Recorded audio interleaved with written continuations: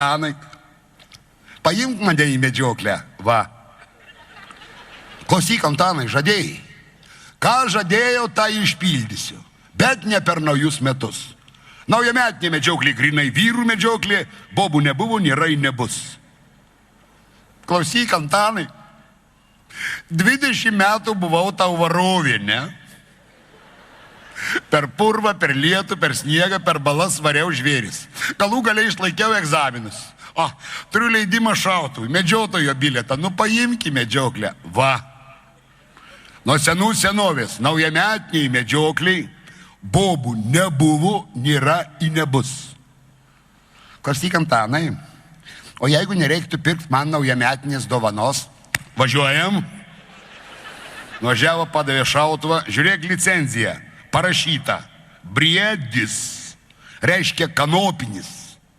Šausi ir jeigu pataikysi, nu vdruk pataiky, iškart rėk, mano briedis.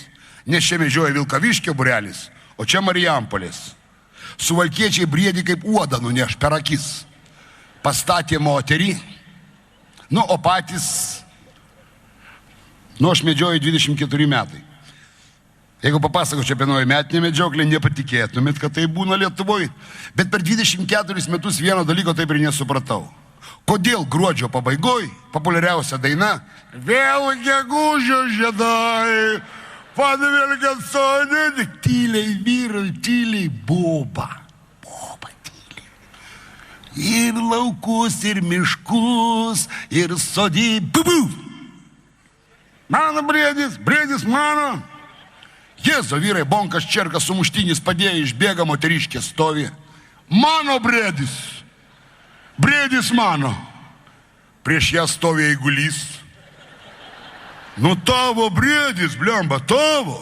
Bet leis nors balną nusiimt.